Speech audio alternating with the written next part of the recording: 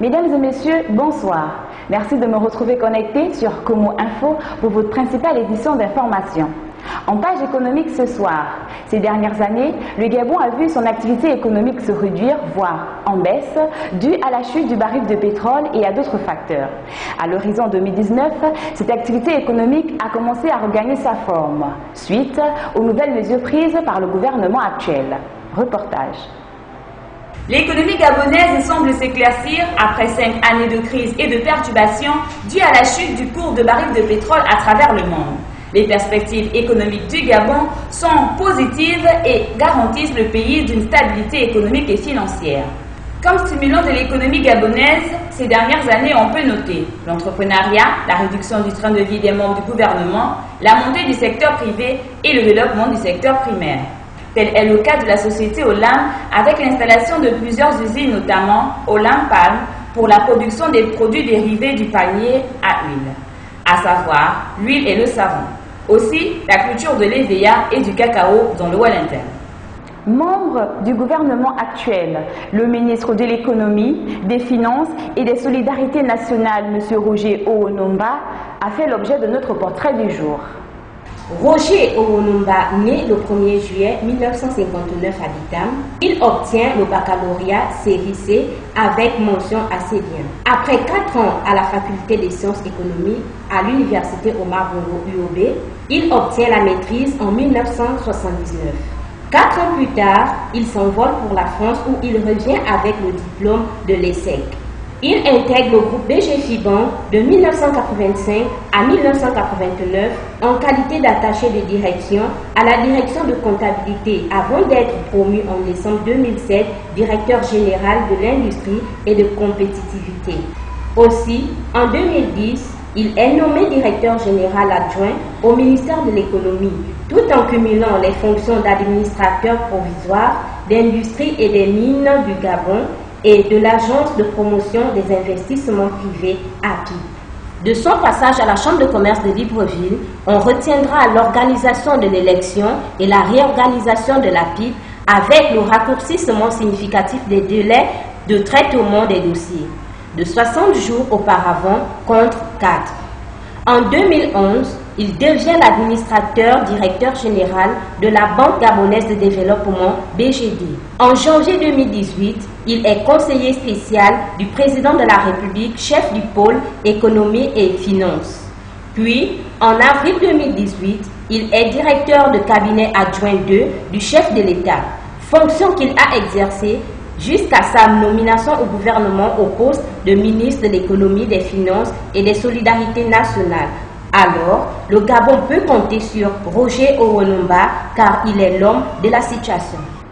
En paille sociale, force est de constater que de nombreuses voies de la capitale librevilloise sont presque inaccessibles aux voitures et aux populations, tandis que d'autres reflètent une toute autre image. Lénie Mess pour nous en dire plus. La route, voie de communication et de développement. Les voies de certains quartiers de Libreville sont dégradées et cela est un frein pour la bonne circulation et le progrès de ces derniers. Pendant que certains sont réhabilités, d'autres sont abandonnés. Tel est le cas de la route menant au carrefour GP, précisément en face de la station Oualibia, en Zanyon, dans le 6e arrondissement. On souffre totalement, on souffre. Pourquoi? Pourquoi on peut souffrir? Hein? Ça, c'est la désolation totale. Depuis les années, c'est pareil. C'est pas normal. Au moment où le chef de l'État, son Excellence Ali Bongo Ondimba, prône pour l'égalité de chance, il serait judicieux d'accorder le même traitement à toutes les routes de la capitale. Les autorités municipales lancent l'opération Libérer les trottoirs visant à faire déguerpir les commerçants. Sharon Bilogo, reportage. Les autorités municipales ont lancé depuis quelques semaines l'opération Libérer les trottoirs dans le but de rendre la ville propre et conviviale. En l'absence des marchés, les commerçants ont trouvé utile de se mettre aux abords des carrefours. Au Gabon, il n'y a pas un grand marché. Il n'y a pas là où vendre, il n'y a pas un grand marché. S'il y avait une place là où la mairie pourrait nous mettre d'accord, mais il n'y a pas le marché, nous allons vendre où? Il n'y a pas un grand marché au Gabon, nous ne voyons pas là où on va aller vendre. Ici, comme vous voyez, les femmes on est revenus aussi. Pourquoi? Parce qu'on a conçu, on nous a envoyé à Nzayon, là-bas au marché de Nzayon. Et vous-même, si vous partez tout de suite, vous allez voir les conditions du marché de Nzayon. Et prendre tous les commerçants d'ici là, on ne peut pas. Vous voyez qu'on va toujours revenir. Pourquoi? Parce qu'il n'y a pas un bon marché qui a été conçu. Cependant, malgré la désobéissance des commerçants, les autorités municipales ne comptent pas baisser les bras.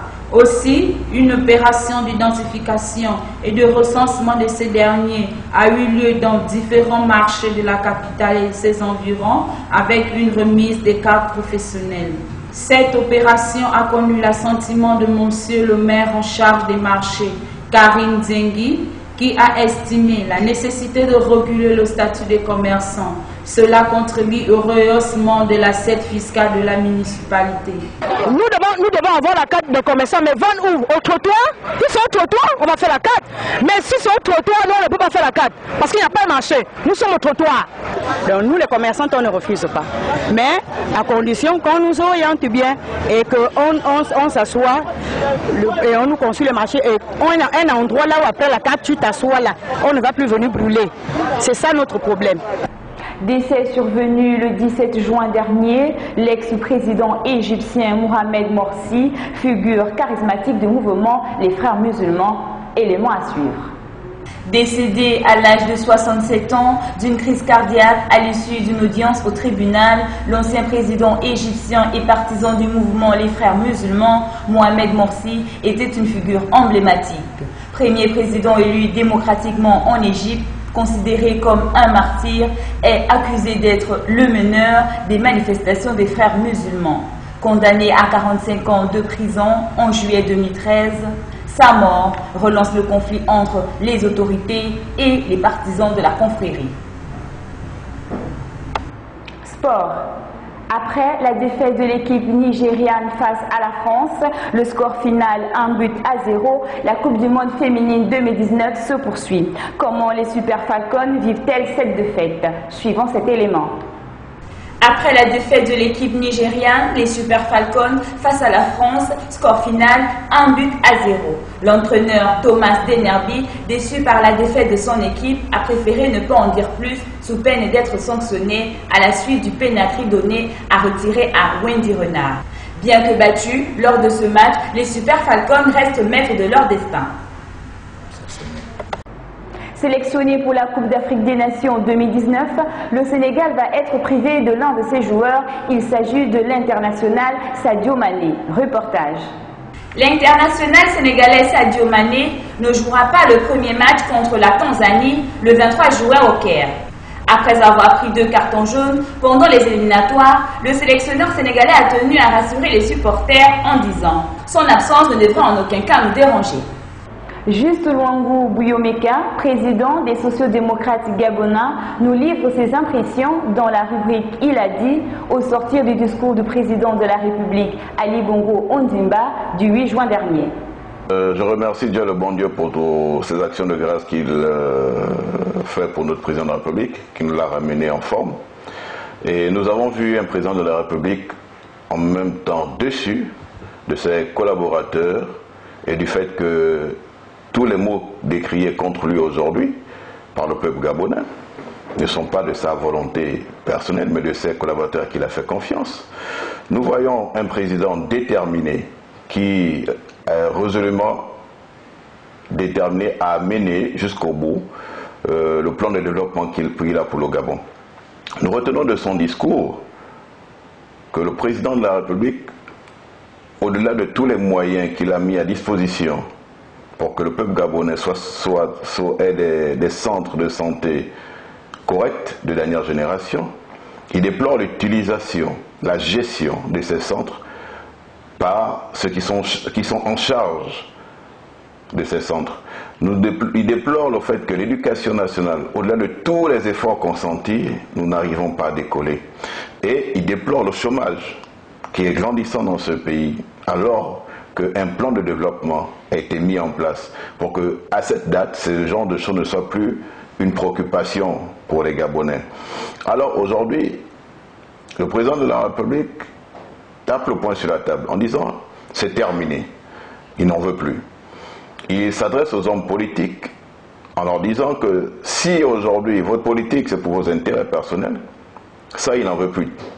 Il veut des politiciens qui soient proches des populations, des politiciens qui savent amener le message du président de la République jusqu'au coin reculé du Gabon. Il veut avoir des hommes et des femmes capables de pouvoir installer une cohésion nationale et que toute la stratégie qu'il a de développement du Gabon soit matérialisée, soit visible des Gabonais. Il veut des hommes et des femmes qui soient capables de ramener les Gabonais qui sont frustrés, qui en veulent aux institutions, à se réconcilier avec les institutions. Et pour ça, il faut des hommes et des femmes qui ont un amour, qui ont un désir de développer le Gabon. Et en ce qui concerne l'instruction donnée au Premier ministre du gouvernement, le président de la République vient de nous montrer qu'il ne veut plus avoir affaire au style des collaborateurs qu'il aurait eu dans le passé. Il veut avoir des gouvernants, il veut avoir des gens qui se préoccupent du bien des Gabonais, il veut avoir des exécutants qui exécutent avec beaucoup d'acharnement les idées, le plan de développement du président de la République. Le président de la République, encore une fois, nous appelle à tous les Gabonais, quel que soit le niveau, de s'impliquer au développement du Gabon. Que tu sois commerçant, que tu sois éboueur, que tu sois maçon, que tu sois ferrailleur, que tu sois charpentier, que tu sois ingénieur, que tu sois technicien, il appelle tous les Gabonais, chacun à son niveau, à faire correctement son travail, afin que le Gabon connaisse le développement qui nous est promis. Merci de m'avoir suivi. Restez connectés sur Como Info et à travers nos réseaux sociaux qui s'affichent au bas de l'écran. J'aurai le plaisir, s'il plaît à Dieu, de vous retrouver demain à la même heure. Entre-temps, gardez le sourire.